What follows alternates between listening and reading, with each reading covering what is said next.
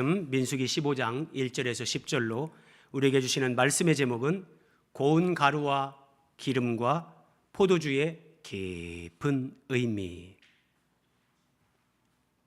오늘 1절 2절 말씀입니다. 여호와께서 모세에게 말씀하여 이르시되 이스라엘 자손에게 말하여 그들에게 이르라. 너희는 내가 주어 살게 할 땅에 들어가서, 이 땅은 그럼 약속의 땅 가나안이죠. 자, 가나안 땅에 들어가서 이제 들어가게 될 것이다, 이렇게 말씀하시는데, 여러분 우리가 매일 성경을 여러분들이 묵상하시면 이런 복을 누립니다. 다 깨달을 수 없지만 어쨌든 이거 들고 다니면서 본문이라도 읽고 옆에 설명이라도 읽어보고 그 정도 노력만 하시면 여러분들은 주일 예배 시간 통해서 또 수요 예배 시간을 통해서 그 말씀을 더 깊이 깨닫고 하나님이 그런 은혜를 누리게 하십니다. 자, 너희는 내가 주어 살게 할 땅에 들어가서, 가나안 땅에 들어가는 거죠. 하나님 안에서 은혜를 누리는 3단계가 있습니다. 첫 번째, 애굽에서 누리는 은혜. 이것은 애굽에서 유월절 양으로 구원을 경험하는 거예요. 오늘날 우리에게 적용하면 어느 날 내가 예배당에 나와서 예수님 만나고, 야, 진짜 하나님이 살아계시구나, 진짜 천국이 있구나, 이런 하나님의 세계를 이제 눈을 뜨게 되는 거, 이게 애굽에서 누리는 은혜예요. 그때는 여러분 애굽에서 기적이 제일 많잖아요. 어떤 막 체험이나 기적 같은 거를 해요. 근데 그때 거기에 머무는 사람은 그게 단 줄 알아요. 근데 절대 그게 아니에요. 그 다음 광야에서 누리는 은혜. 이제 애굽에서 나와서 홍해를 건너고 광야 행진을 하는데, 여기에서는 이 영과 육의 갈등, 이 싸움이 일어나요. 내 육은, 내 육체의 본능은 세상을 따라서 내가 예전에 살던 대로 그렇게 살려고 하고, 내 속에 오신 하나님, 하나님의 영은 내 안에서 그러면 안 돼, 이 생명과 진리를 따라가야 돼, 예수님 따라가는 삶으로 인도하고, 이 갈등이 일어나면서 그 영적 싸움이 있는데, 그럼에도 불구하고 기쁨이 있어요. 그래서 광야에서 인도하시는 부름기둥, 불기둥으로 인도하시는 하나님의 인도를 경험하고, 광야에서 먹는 만나, 반석에서 나오는 생수, 이런 은혜를 광야에서 경험해요. 그런데 하나님이 정말 하나님의 백성들에게 진짜 주고 싶어하는 것은 가나안, 이 약속의 땅에서 누리는 은혜. 이 은혜인데, 가나안 땅에 들어가면 젖과 꿀이 흐르는 땅이다 그랬어요. 여러분 우리 유튜브에 이런 것들이 다 올려져 있어요. 젖과 꿀이 흐른다는 게 그 의미가 뭔지 심오합니다. 우리 내면에 젖, 생명, 하나님의 생명, 꿀, 그 생명과 진리신 주님 안에서의 기쁨, 이런 것들이 우리 이 내면에 막 흐르는 거, 이게 가나안 땅이에요. 가나안에 들어가서 누리는 이 은혜. 그리고 가나안에서는 이제 그 땅에서 나는 땅의 열매를 먹으면서 전쟁을 하면서 승리하는, 이기는 자. 자, 그러니 하나님은 지금 이런 의미를 여기에 함의해서 너희는 내가 주어 살게 할 그 땅에 들어가서, 그러면 그 땅에 들어가서 어떻게 해야 되는가? 이어지는 말씀 3절에서 5절. 여호와께 화제나 번제나 서원을 갚는 제사나, 이렇게 제사를 드릴 때 이게 여러 가지 제사가 나오는데 복잡한 것 같지만 한마디로 그냥 번제, 속죄제, 이런 제사를 드리는데, 이게 불로 태워드린다, 화제, 뭐 또 전제, 이게 뭐 포도주를 붓는 이런 건데, 어쨌든 하나님 앞에 번제나 속죄제를 드릴 때 잘 보세요. 그 제사를 드리는 자는 첫째, 고운 가루 10분의 1. 이게 이제 이제 에바 그러는데, 에바, 광주리, 고대 사회에서 쓰던 광주리의 10분의 1을 얘기하는 거예요. 오늘날면 한 2.2리터 고운 가루를 드리고, 기름 4분의 1, 흰이라는 것은 어떤 항아리를 얘기하는 거예요. 그 항아리의 4분의 1, 오늘날로 하면 이게 1리터, 그리고 포도주 4분의 1, 흰가 1리터. 번제나 속죄제 짐승을 가지고 하나님 앞에 이 제사를 드릴 때 고운 가루, 기름, 포도주를 이렇게 같이 드리라, 하나님이 이렇게 말씀하시는 거예요. 여러분 생각해 보세요. 시온이 목사님이 보라겠어요? 손 내려놓으세요. 시온이 전능하신 하나님이 뭐 고운 가루, 이게 밀가루예요.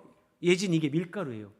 밀을 가루로 내서 고운 밀가루, 그 다음에 기름, 올리브 기름이에요. 포도주. 포도주. 하나님이, 전능하신 하나님이 뭐 밀가루를 드시는 분도 아니고 올리브 기름을 드시는 분도 아니고 포도주를 드시는 분도 아닌데 왜 하나님 앞에 제사를 드릴 때 이런 것들을 드리라고 하는가 생각을 해야 됩니다. 그러니까 하나님은 이런 말씀을 주실 때 이스라엘 백성들에게, 성경을 읽는 모든 독자들에게 이걸 생각하라는 거예요. 그러니까 하나님 앞에서는 하나님이 말씀하셨으니 무조건 저는 그렇게 하겠습니다, 이런 맹목적인 순종을 하나님은 기뻐하는 분이 아니에요. 그래서 이스라엘 백성들은 출애굽 때 보면 모세를 찾아가요. 모세님, 이거는 뭡니까? 이건 뭡니까? 묻는 거예요. 하루 종일 이스라엘 백성들이 나와서 물어요. 장인 이드로가 보고 아이고 우리 사위 이러다가 병 나겠는데? 백성들이 나와서 묻는 거예요. 자, 그러면 하나님이 왜 이런 것들을 드리라고 하는가 생각해야 되는 거예요. 생각하지 않으면 여러분, 그 사람은 믿음 생활 평생에도 주님을 닮아가는 그런 영혼의 성장, 존재의 변화 거의 안 됩니다. 여러분들이 생각하면서 묵상하면서 도저히 모르겠다, 이게 긴가민가하다, 그때는 저처럼 하나님이 세운 설교자에게 묻는 거예요. 목사님, 이건 도대체 무슨 뜻일까요? 하나님은 왜 이렇게 하라고 하셨을까요? 이렇게 묻고 답을 얻을 때 여러분들의 믿음은 쑥쑥 자라갑니다.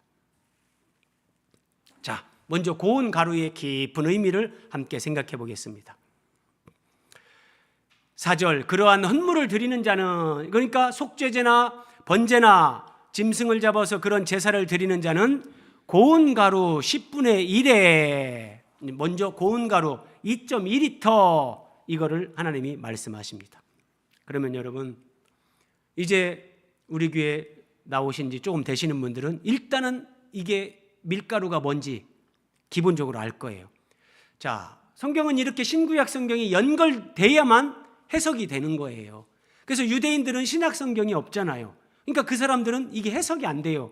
여전히 그냥 문자주의, 율법주의로, 그러니까 하나님을 대적하는 사람들이 되는 거예요.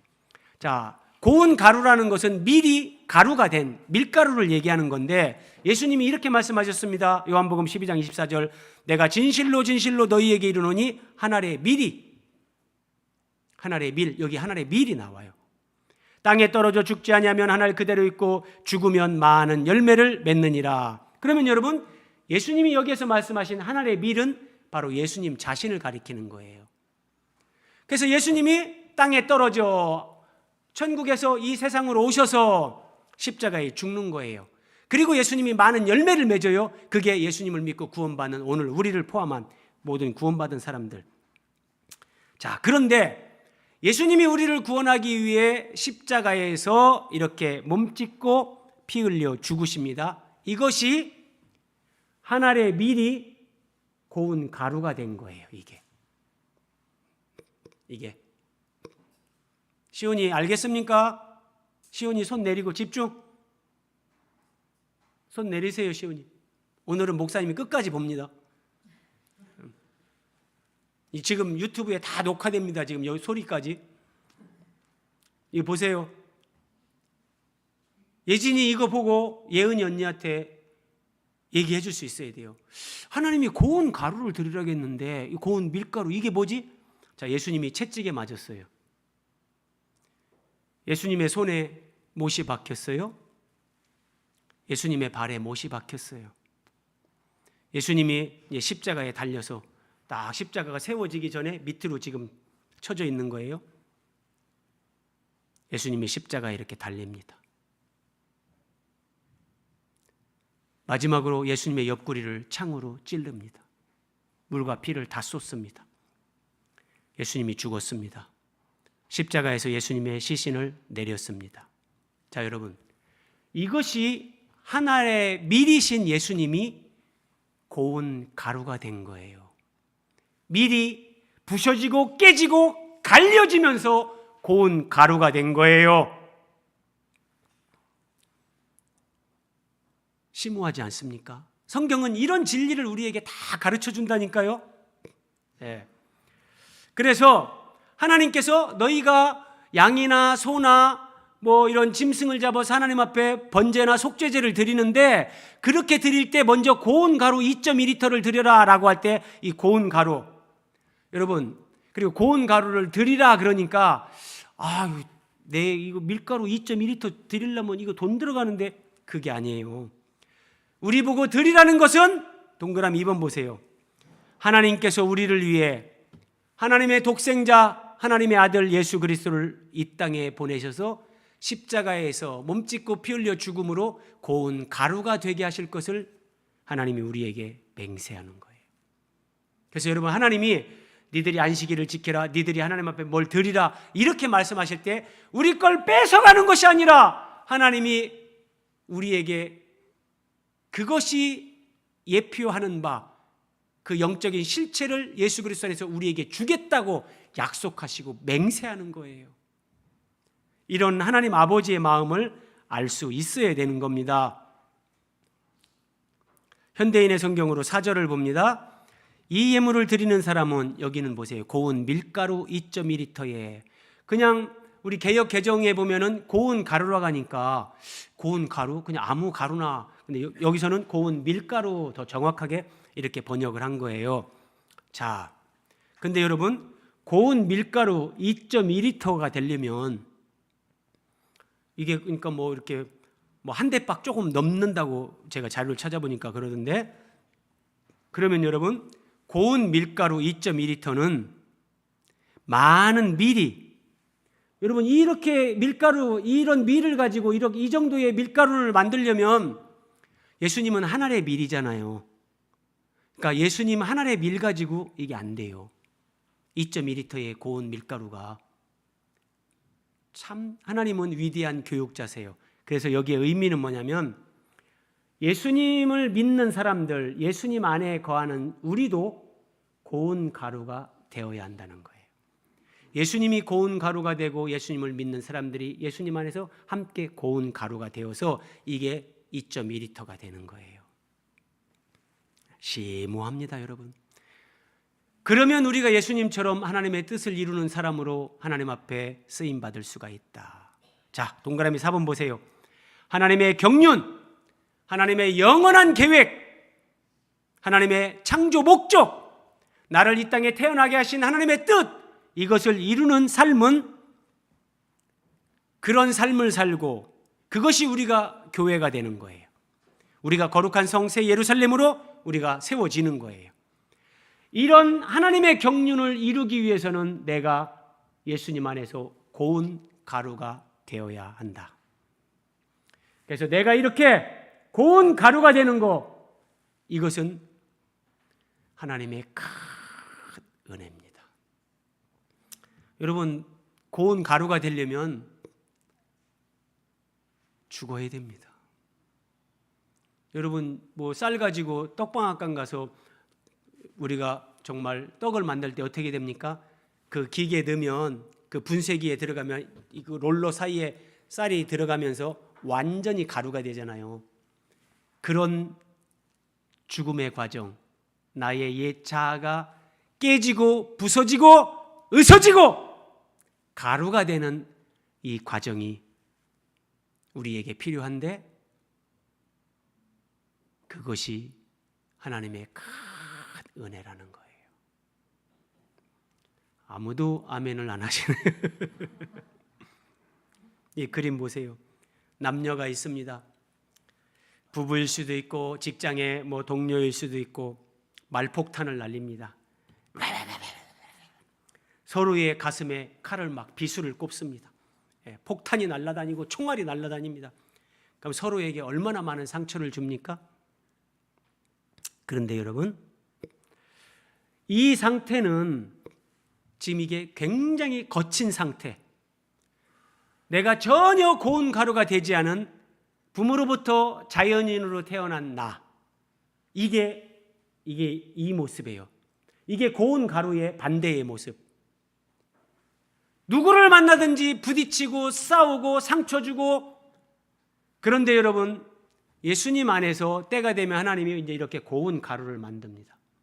그럼 여러분, 이 고운 가루가 이 체를 통과하잖아요. 자, 한번 보세요. 밀이 고운 가루가 되는 과정, 땅에 떨어져서 묻히죠. 인내의 시간이 필요하고 쭉 나중에 추수를 하고 탈곡하고 분쇄, 밀가루가 됩니다. 그래서 이런 과정을 겪은 것이 밀가루인데, 이렇게 이런 과정을 겪어서 밀가루가 되면 여러분, 이런 촘촘한 그물망도 그냥 통과합니다. 부딪히지 않습니다. 제가 여러분들에게 말씀드리는데, 여러분들이 살면서 누가 자꾸 부딪혀요? 누가 내 신경에 거슬려요? 누가 내 마음에 불편해요? 물론 그 사람이 어떤 원인 제공을 했을 수 있고 잘못했을 수 있죠, 객관적으로. 그럼에도 불구하고 여러분, 그러면 예수님이 우리 볼 때요, 예수님이 우리 보실 때 뭐 우리가 다 잘못했죠. 근데 그때 예수님이 열받는다 진짜, 막 디벼삐까? 예수님이 그러면 우리가 구원받을 길이 없죠. 근데 예수님은 우리가 어떻게 하든지 그냥 다 받아주고 품어주고 기다려주는 거예요. 이게 고운 가루가 되신 예수님. 우리가 주님 안에서 이런 고운 가루가 돼가면 좁쌀만한 거 하나도 이 체에 다 통과가 됩니다. 근데 거꾸로 여러분, 여러분들에게 정말 작은 거 하나 누가 여러분들 기분 상하게 하고 감정 상하게 하면 소화 안 되는 사람들, 그것은 여러분들이 아직 고운 가루가 되지 않고 하나님이 보실 때 거친 상태에, 아주 거친 상태에 그런 존재로 남아 있다는 거예요. 이사야서 53장 3절 쉬운 성경으로 봅니다. 그는, 예수님에 대한 예언입니다. 그는 사람들에게 미움과 멸시를 받았다. 여러분들이 누구에게 미움을 받습니까? 멸시를 받습니까? 이거 쉽게 그럴 수도 있지 하는 사람 제가 볼 때 드물어요. 저도 이런 게 안 되는 사람이었는데, 그래서 여러분, 이 고난의 과정을 통과할수록 그게 진짜 은혜라니까요. 그건 영원으로 연결돼요. 미움을 받고 누가 나를 미워해요. 그럴 때 여러분 어떻게 대처하십니까? 제가 예전에 말씀드렸죠? 저는 예를 들어서 제가 없는 줄 알고, 제가 예를 들어서 공을 치는데 제가 없는 줄 알고 누가 저를 욕했다. 근데 제가 멀찍이서 그걸 들었어요. 실제 있었던 일은 아닌데 예컨대. 그러면 저는 그때 못 들은 척하고 그 자리를 제가 피해 주죠. 그리고 속으로 두고 보자. 옛날에는 이렇게 생각했는데 그렇게 생각하지 않고요. 나도 예전에 그 당사자가 없는 데에서 뒤에서 그 사람들에 대한 그런 뒷담화를 나도 참 많이 했지 않나. 누구든지 사람은 그 사람이 없을 때 그런 말 할 수도 있지. 이해가 돼요. 그리고 그 사람을 원수 삼지 않아요. 누가요? 지금 예수님이 그런다는 거예요. 예수님이요. 예수님은 미움과 멸시를 받았고, 여기 보세요, 아픔과 고통을 많이 겪었다. 이게 예수님은 우리에게 본이 되기 위해서 먼저 이런 과정을 겪으면서 예수님이 고운 가루가 되는 거예요. 그래서 예수님을 믿는 우리는 이 과정을 따라가는 거예요. 나 예수님 믿고 천국은 가는데 그런 거 나는 따라가기 싫습니다. 그거 예수 믿는 거 아니에요. 사람들은 그를 바라보려 하지도 않았다. 그는 미움을 받았고 우리 가운데 아무도 그를 귀하게 여기지 않았다. 여러분, 누군가 나를 귀하게 여기지 않아요. 조금 이렇게 무시하는 것 같아요. 기분 상하죠. 그런데 제가 예수님 만나고 믿음이 잘 가다 보니까 이제 이런 것도 별거 아니더라고요. 만왕의 왕이신 하나님이 나를 자녀 삼아주시고 하나님이 나를 존귀 여겨주시는데 사람들이 어떻게 하든지 오해를 하든지 진짜 무시를 하든지 하고 싶은 대로 하라고 둬야지 그냥 이렇게 되는 거예요. 이게 인생의 진정한 복입니다, 여러분. 고운 가루는 여러분 부드럽잖아요. 부드러워요. 뭐예요? 고운 가루가 먼저는 예수님인데, 그래서 예수님은 나는 온유하다. 나는 온유하고 겸손하니 내게 배우라. 예수님의 이 온유와 겸손을 배운다는 건 내가 내 분쇄기에 쌀이 밀이 갈리면서 가루가 되는 그걸 경험하고 따라가는 거예요. 여러분, 이 과정을 통과하면서 우리는 온유해지고 겸손해집니다. 이 과정 없는 사람들은 어떤 경우에도 안 됩니다. 그래서 하나님은 사랑하는 자에게 내가 가루가 되는, 내가 부셔지고 깨트려지는 그 과정을 허락하신다니까요. 사랑하기 때문에. 고운 가루는 위에서 보나 아래에서 보나 왼쪽에서 보나 오른쪽에서 보나 앞에서 보나 뒤에서 보나 어디에서 봐도 모양이 똑같아요. 곱디 고와요. 그러면 여러분, 이걸 예수님에게 적용해 보세요. 우리가 그 사람 참 마음 씀씀이가 곱다. 그 사람 참 얼굴이 곱다. 그 사람 눈빛이 참 곱네 선하네 라고 하는 것처럼 예수님은 언제 어디서나 마음이, 눈빛이, 예수님의 말씀이, 행동이 거칠지 않고 늘 고우셨어요. 그래서 누구를 향해서도 예수님은 사랑, 온유, 친절, 관용. 우리가 가나안 땅에 들어간다는 것, 가나안의 은혜를 누린다는 것은 이거예요. 젖과 꿀이 흐르는 가나안의 은혜를 누리면서 이기는 자가 되는 거예요. 여러분, 이기는 자라는 건 바로 이런 것들이요. 누가 나를 미워해요. 누가 나를 멸시해요. 누가 나를 무시해요. 그때 여러분들이 여러분들의 본성으로 그 사람을 용납하고 사랑 못합니다. 근데 하나님의 생명이, 하나님의 은혜가, 이게 내 심령에 젖과 꿀이 흐르는 거예요. 내 안에 거하시는 예수님이 생명으로, 거룩한 영으로 내 안에서 막 운행하시는 거예요. 이게 젖과 꿀이 흐르는 것의 실체고, 그러면 그 은혜를 누리면서 이기는 자가 돼요. 그러면 나를 미워하는 사람도, 나를 무시하는 사람도, 그런 사람도 하나님, 저 사람을 긍휼히 여겨주십시오. 예수님이 저 사람을 용서하고 사랑한 것처럼 저도 용서하고 사랑할 수 있게 도와주세요. 이기는 자가 되고 예수님을 닮아가는 자가 돼요. 여러분, 기독교 신앙은 이런 부분에 하나님의 진리를 우리에게 가르쳐 주는 거지, 뭐 예수 믿고 뭐 부자 됐다더라 뭐 그게 아닙니다. 예배 전에 우리가 배우려고 불러봤던 바다의 뜨인별 가사 한번 보세요. 부서져야 하리, 더 많이 부서져야 하리. 첫 번째, 이 생의 욕심이 하얗게 부서져. 이 욕심이 우리의 우상이에요. 무너져야 하리, 더 많이 무너져야 하리. 뭐가요? 이기적 자아가, 나밖에 모르는 언제나 자기중심적인 그 자아가 부셔져야 하는 거예요. 그래서 정말 나는 실개천처럼 그냥 조그만 커피잔에 내 마음의 크기가 커피잔 하나예요. 이거는 그냥 조금만 흔들면 넘쳐요. 그런데 나는 바다 되어서, 이 마음이 바다가 되어서 들어오는 거 다 받아주고 품어주고 그걸 정화시키는, 맑고 깊은 바다 되어서, 맑고 깊은 바다 되어서 영혼의 바다에 사랑의 별 하나 뜨게 하리. 영혼의 바다에 사랑의 별 하나 반짝반짝. 여러분, 가사가 정말 진리를 담고 있지 않습니까? 2절도 보세요. 깨어져야 하리, 깨어져야 하리. 뭐가요? 교만한 마음이, 내 교만한 마음이 흰 파도 될 때까지. 여러분, 파도가 밀려옵니다. 바위에 부딪힙니다. 그럼 그 파도가 어떻게 됩니까? 하얀 포말이 되는 거예요. 내 교만한 마음이 그렇게 흰 파도가 부서지는 것처럼 깨어져야 된다. 그리고 씻겨야 한다. 뭐가요? 때가 낀 내 영혼이 말끔히 씻겨야 된다.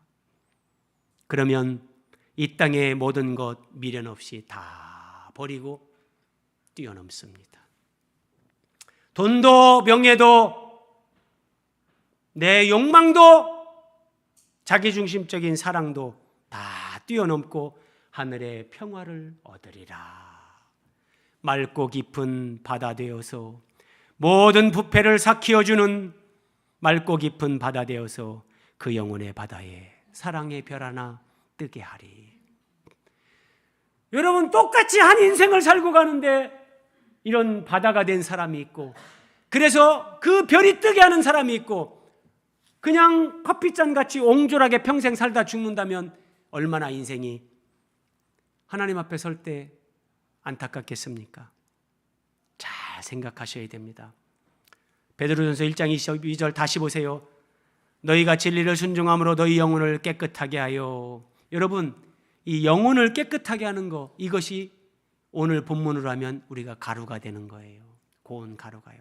고운 가루가 되는 것이 영혼이 깨끗해지는 거예요. 그러면 거짓이 없이 형제를 사랑하기에 이르렀으니, 고운 가루가 되면 이제 누구든지 사랑하게 돼요. 용서가 되고 용납이 되고 사랑이 됩니다. 거짓 없는 사랑, 계산하지 않아요. 이기적이지 않아요. 사랑하는 척하는 게 아니라 진짜 사랑하는 거예요. 네. 내가 고운 가루가 되면 어디에서든지 누구에게든지 걸리거나 부딪히는 사람이 되지 않는다. 예수님처럼 거짓 없이 사랑하게 된다. 여러분, 맷돌에 콩 갈아 가지고 콩국수는 해 드시는데, 떡은 해서 드시는데, 이런 생각 해보셨습니까? 나도 이렇게 갈아져야 된다. 나도 이렇게 부셔져야 된다. 가루가 돼야 된다. 여러분, 여름날에 콩국수는 맛있게 드시면서 내가 이렇게 고운 가루가 될 때 나도 하나님이 기뻐하는 사람, 주님의 마음을 시원케 하는 그런 사람이 된다니까요.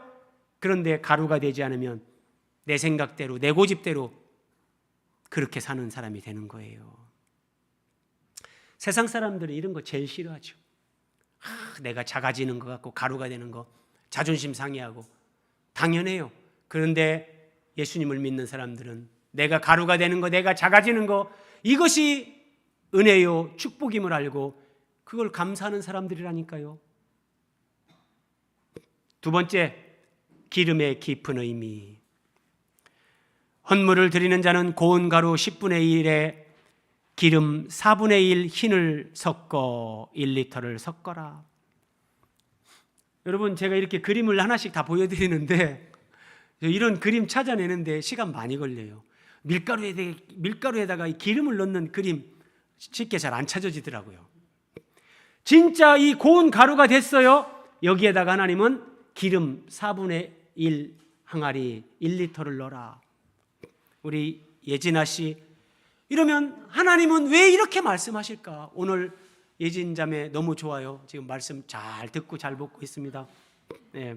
끝까지 그러면 오늘 엄마 아빠한테 필요한 거 사달라고 하세요. 아니, 하나님이 고운 가루에 이렇게 올리브 기름을 1리터를 섞어라 그러는 거예요. 고운 가루 2.2리터에. 그러면 생각을 하라겠죠? 왜 이렇게 말씀하실까? 이게 무슨 의미인가? 먼저 기름이 뭐냐? 기름. 누가복음 4장 18절에서 예수님께서 이렇게 말씀하십니다. 주의 성령이 내게 임하셨으니, 성령, 거룩한 영, 하나님의 영, 거룩한 성령이 예수님에게 임했어요. 근데 그것을 잘 보세요. 내게 기름을 부으셨다. 하나님의 영이 우리 속에 이렇게 오세요. 이것을 성령으로 기름 부으셨다. 그래서 구약 시대 때는 왕이나 제사장이나 선지자한테 이렇게 기름을 부어서, 이게 뭐 소 같은 이런 짐승의 뿔 있잖아요. 뿔 속에다가 이렇게 기름을 담아서 이거를 왕으로 세워지는 사람, 제사장으로 세워지는 사람들, 그들 머리 위에 이렇게 기름을 하나님이 보라 그랬어요. 왜 그렇게 했냐? 이게 기름을 붓는다는 것은 왕이나 선지자나 제사장, 하나님의 일을 하는 사람은 하나님의 영으로 기름 부음을 받고 하나님의 영이 그 사람 속에 내주하시면서 하나님의 영의 그 능력과 인도를 따라 하나님을 섬겨야 된다. 이게 성령의 기름 부으심, 이렇게 얘기하는 거예요. 자, 그래서 기름은 성령이다. 그런데 고운 밀가루에 이 기름을 섞어라. 이것은 반죽을 통해서 덩어리로 만드는 겁니다. 밀가루에다가 여러분들이 하루 종일 주물러 보세요. 덩어리가 안 돼요. 근데 밀가루에다가 기름을 붓고 이걸 반죽을 하면 그 밀가루가 한 덩어리가 됩니다. 신비롭고 심오합니다. 하나님 말씀은 이 덩어리가 바로 교회. 예수 그리스도 모퉁이 돌 대신 예수 그리스도에게 구원받은 자들이 연결돼서 한 몸이 돼요. 이 한 덩어리가 되는 거, 이게 바로 교회. 그리고 예수님 안에서 고운 가루가 되고 성령의 은혜로 심령이 적셔져야 이기적인 내가 예수님의 몸인 교회로 세워진다. 이런 심오한 진리를 가르쳐 주는 겁니다. 여기 보세요. 고린도전서 5장 7절. 우리 같이 한번 읽어봅니다. 시작. 너희는 새 덩어리가 되기 위하여 묵은 누룩을 내버리라. 우리의 유월절 양 곧 그리스도께서 희생이 되셨느니라. 예수님이 왜 십자가에 죽으셨냐?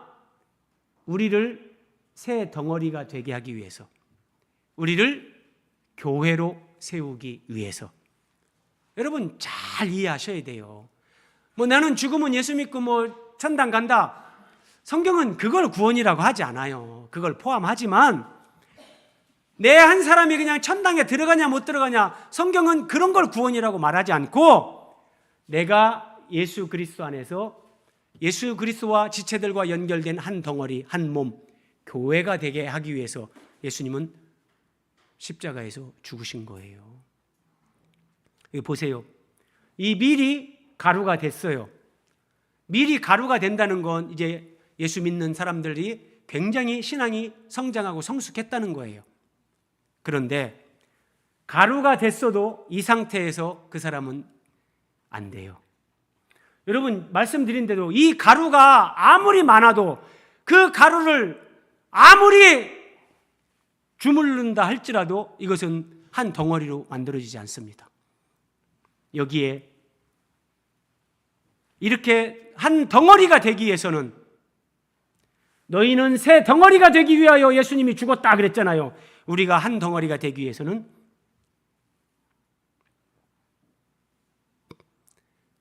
성령, 하나님의 영, 성령이 부어져야 되는 겁니다.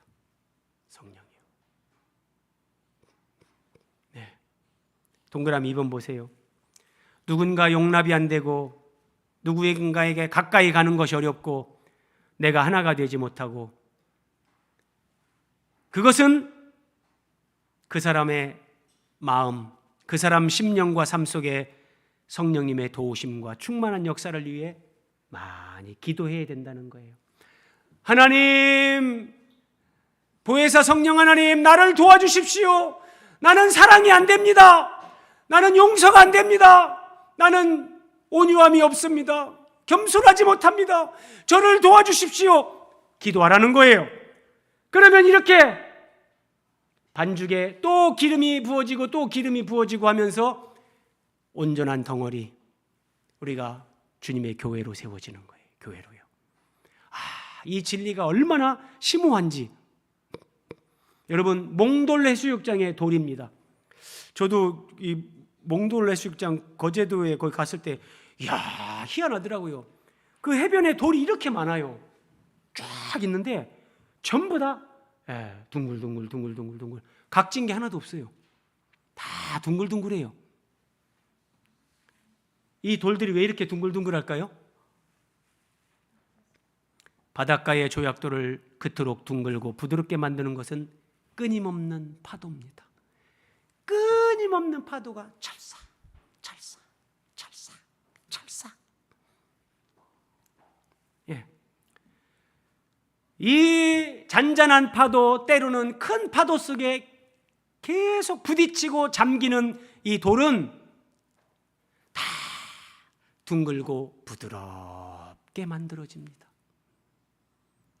우리는 인생에서 풍랑 만나는 걸 아무도 좋아하지 않습니다. 그런데 하나님은 내 인생의 풍랑, 내 영혼의 이런 풍랑을 허락하시고 이걸 통해서 모가난 거친 돌과 같은 우리를 둥그럽고 부드럽고 보기에도 좋은 그런 돌로 만들어서 하나님이 거하시는 우주적인 성전, 교회로, 거룩한 성새 예루살렘 예수님의 신부로 우리를 세웁니다. 에스겔 36장 26절입니다. 또 새 영을 너희 속에 두고, 여기 보세요. 새 영, 하나님의 성령을 너희 속에 두고. 이게 지금 사람의 마음이에요. 그럼 하나님의 영이 파도처럼 운행하는 거예요. 그럼 내 속의 모난 부분, 내 이기적인 자, 그 모난 부분을 성령께서 파도 치면서 계속 만져요. 그럼 이게 어떻게 되는가 보세요.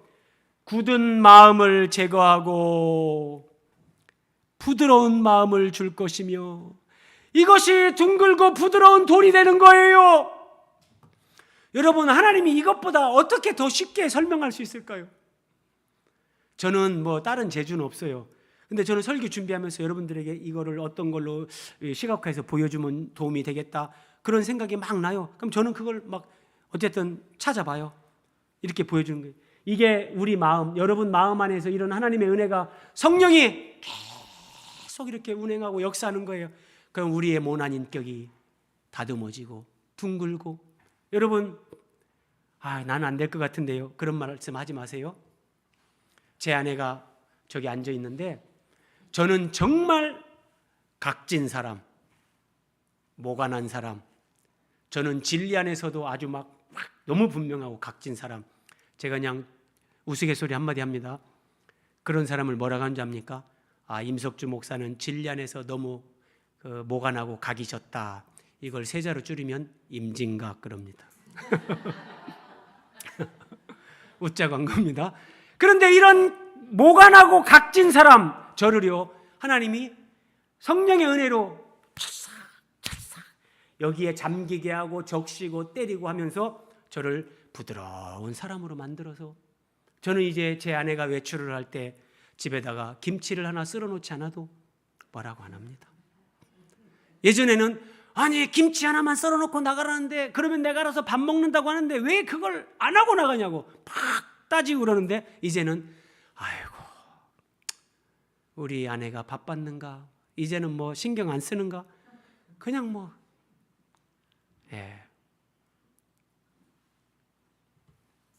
굳은 마음을 제거하고 부드러운 마음을 준다. 이게 우리를 하나님의 사람으로 세워가는 거고, 이것이 교회 건축이고 이것이 하나님 나라의 확장입니다. 여러분, 제가 자주 말씀드린 거, 에덴 동산에서 강이 흐릅니다. 강이 에덴에서 흘러 동산을 적시고 에덴 동산을 이렇게 적십니다. 저는 이제 이런 거 보고 막 생각만 해도, 뭐 물 흐르는 것만 보면 저는 막 가슴이, 에덴 동산에서 이렇게 물이 이렇게 쫙 흘러내립니다. 이게 강이 에덴에서 흘러 동산을 적시는 거예요. 그 주변에 에덴 동산 땅들을 촉촉히 적시면서 강이 흐르는데, 이게 뭐냐? 하나님의 성령이, 하나님의 영이 우리의 마음에, 에덴 동산에 살고 있는 아담과 하와 그들의 마음에 쫙 그들을 적시면서 흐르는 거예요.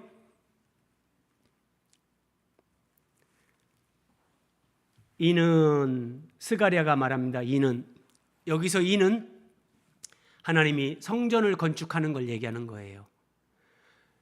이 건물 성전이 아니라 하나님을 믿는 사람들을 성전으로 세우는 그 성전을 하나님이 스룹바벨 성전을 통해서 계시하시는데, 이런 성전은 사람의 힘으로 되지 않는다. 사람의 능력으로 되지 않는다. 오직 나의 영으로, 하나님의 영으로 된다. 어떻게 해요? 이렇게 에덴에서 강이 흘러 동산을 적시는 것처럼 하나님의 영이 사람들의 마음에 쫙 흐르면서 우리의 심령을 적시고 충만하게 하고, 그 은혜에 적셔질 때 우리가 이렇게 변화되는 거예요. 은혜에 적셔질 때 우리가 교회로 세워지고 예수 그리스도의 사람으로 거룩하게 변화되는 거예요. 교회는 이 은혜를 누리는 사람들이에요. 저는 이 진리를 깨닫게 해주셔서 이 하나님의 말씀에 감격하고 정말 흥분하고, 정말 여기에 저는 너무너무 기뻐가지고 이거 외칩니다. 제가 이거. 마지막, 포도주의 깊은 의미. 여러분이 생각하는 그런 포도주가 아닙니다.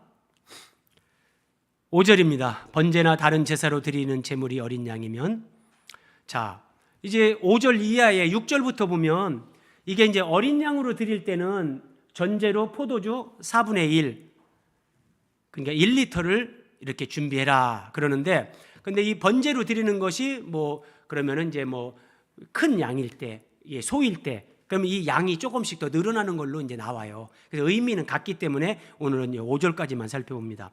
전제로 포도주 4분의 1리터를 준비하라. 자, 전제, 이게 뭐냐? 전제, 붙는다, 따른다.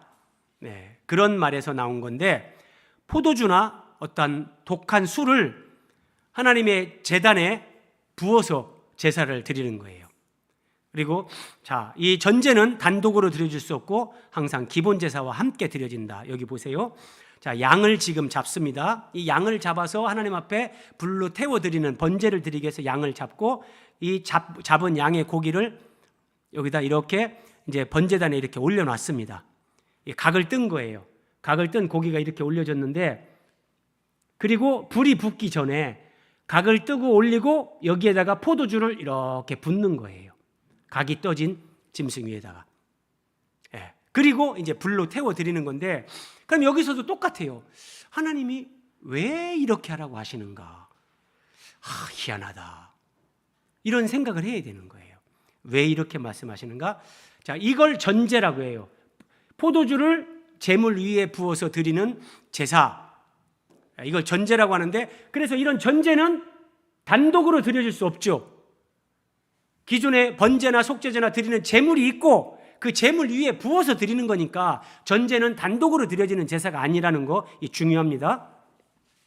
이때 포도주를 쓰는데, 자, 레위기 1, 2장에 보면 하나님께 드리는 5대 제사 5가지가 나오고, 이 5가지 제사는 기본적인 제사다. 그리고 이 5가지 기본적인 제사는 예수 그리스도의 다양한 방면을 계시해 주는 거예요. 예컨대 자, 불로 태워서 번제를 드린다. 그럼 예수님이 자기 자신을 불태워서 아무것도 남기지 않고 정말 온전히 하나님 앞에 드리는 것처럼 십자가에서 죽기까지 복종한다. 이것을 번제는 예수 그리스도의 이런 부분을 예표하는 거예요. 뭐 이런 하나하나를 다 계시하는 건데, 자, 전제로 그러면 전제에 포도주를 부었는다 했는데 이 포도주의 의미는 무엇인가? 전제로 드려지는 포도주. 우리가 여러분 성찬식 알잖아요. 성찬식에서 포도주는 예수님의 피, 우리가 이렇게 이해하죠. 근데 지금 여기에서 포도주는 그걸 얘기하는 게 아니에요. 그걸 얘기하는 게 아니에요. 이미 여러분 생각해 보세요. 어린 양을 잡잖아요. 그럼 그 양이 예수 그리스도를 예표하잖아요. 그 예수 그리스도를 예표하는 양이 이미 몸짓고 피 흘렸잖아요. 근데 거기다 포도주를 붓는데 이게 또 예수님의 피다. 그게 아니에요. 자, 이 구약 성경에 이 전제라는 것이 한 46번 정도 나오고, 신약 성경에 전제가 딱 2번 나옵니다. 그 중에 하나 빌립보서 2장 17절 잘 보세요. 만일 너희 믿음의 제물과 섬김 위에 내가 나를 전제로 드릴지라도. 사도 바울이 얘기하는 거예요. 사도 바울. 자, 전제로 드려지는 포도주, 전제는 단독으로 드려지는 제사가 아니라겠죠? 기본적인 제사에다가 더해지는 거예요. 자, 그러면 이렇게 설명을 제가 드립니다. 5대 제사로 드리는 제물들은 다 예수 그리스도를 예표하는 건데, 거기에 전제는 그 제물 위에 부어지는 포도주는 참 깊은 부분입니다. 제물을 드리는 사람이 자기 내면에서, 자기 삶 속에서 누려지고 체득된 예수님, 이걸 의미하는 거예요. 이거를요. 자, 조금 더 설명 보세요. 그래서 예수님이, 그래서 포도주 할 때 이거는 어떤 기쁨을 상징하는데, 예수님이 포도주로 내 안에 기쁨으로 충만하게 채워진 사람들, 그 사람들은 이제 예수 그리스도, 자, 번제, 속죄제, 어린 양이 드려져요. 거기에 이 포도주를 전제로 붓는다. 거기에다가 나를 붓는데, 바울이 지금 나를 전제로 드릴지라도 그러잖아요. 이 의미가 뭐냐면, 잘 보세요. 너희 믿음, 빌립보 교회 성도들의 믿음과 이것을 제물이라고 하는 거예요. 빌립보 성도들의 믿음의 제물. 그러니까 이것이 예수님을 믿고 이제 그들이 하나님 앞에 드려지는 사람들이 됐어요. 이걸 믿음의 제물. 자, 그 위에 나를 마치 포도주를 붓는 것처럼 나를 전제로 드릴지라도 나는 기뻐한다. 풀어서 설명드리면 전제로 드려지는 포도주는 내 안에서 기쁨으로 내 안에 누려지고 내 안에 체득되고 내 안에 만들어진 예수 그리스도의 형상, 예수 그리스도의 생명과 성품, 이런 것들이에요. 네, 이런 것들이 기본적인 제물 위에 부어지는 거예요. 나를 전제로 드린다. 그러면 자, 동그라미 4번. 바울은 예수님으로 충만했고 교회 지체들의 믿음의 제물 위에 자신의 피를 전제로 드렸다. 이 피라는 것이 포도주.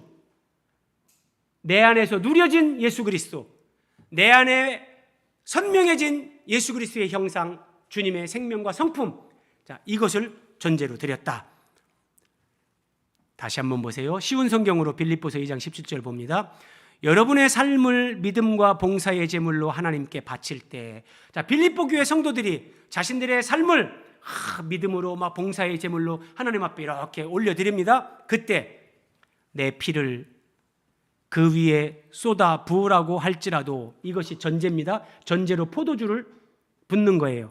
그렇다 할지라도 나는 여러분과 함께 기뻐하고 즐거워할 것이다. 자, 아래 설명 한번 보세요. 지금 사도 바울이 자신 안에 누려지고 체득된 그리스도, 이게 기쁨의 포도주를 붓는 대상은 교회의 지체들입니다. 여러분의 삶을 믿음과 봉사의 제물로 바칠 때 내 피를 그 위에. 그래서 지금 요 부분 잘 이해하세요. 지금 민수기에서, 레위기에서 그 속죄 제물이나 이런 뭐 번제로 드려지는 예수 그리스도를 예표하는 제물 위에 전제로 포도주를 붓는다는 것은, 이것이 신약 성경이 이렇게 해석을 해주는 거예요. 그러면은 그 제물은 교회 지체들, 믿음의 사람들, 그들의 믿음의 제물 위에, 그들의 봉사의 제물 위에 사도 바울은 내 피를 그 위에 쏟아 붓는다. 전제의 포도주를 붓는다. 진짜 자기 피를 뿌리는 게 아니라, 물론 바울은 그렇게 순교를 하지만 이 영적인 의미는 사도 바울이 예수 그리스도를 만나고 예수 그리스도로 충만하게 된 자기 존재, 자기 생명, 성품, 그리스도의 형상, 이런 것들, 네, 이것을 교회 지체들에게, 교회 안에 바울이 전제의 포도주로 쏟아 붓는 거예요. 그래서 동그라미 2번 보세요. 기본적인 제사 위에 사도 바울 같은 사람은 자기가 누린 예수 그리스도를 전제의 포도주로 부었어요. 그러니까 기본적인 제사를 우리에게 적용한다면, 우리가 예를 들어서 나는 주일 예배 한번 가면 되지 뭐. 자, 기본적인 신앙생활 사람들이 하는 거예요. 그런데 내가 기본적인 제사로, 기본적인 신앙생활, 그것만으로 내가 교회를 세우는 일에 내가 하나님 앞에 쓰임받을 수는 없습니다. 네. 내가 누린 주님, 이게 포도주잖아요.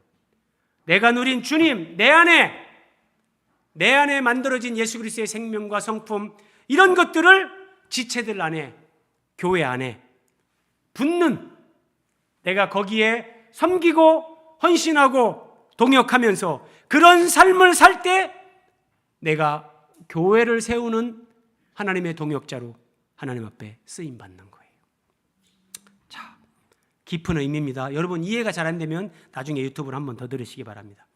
내가 누린 예수님을 전제로 붓는 헌신이 드려질 때 이 땅에 주님이 세우시는 교회가 세워집니다. 예배당 말고요. 그냥 막 숫자 늘리는 거 말고요. 내가 누린 예수님을 전제로 붓는 헌신이 드려질 때 하나님이 창세전에 계획한 그 교회가 세워지고, 그 교회를 통해서 하나님이 만족을 누리십니다.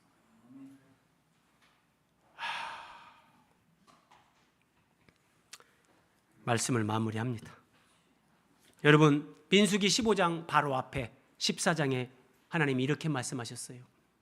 12 정탐꾼이 다녀와서 13장부터 막 불신앙을 드러내고 백성들이 막 돌아가자, 우리 애굽으로 가자, 막 하나님을 정말 반역하는 언사를 행하죠.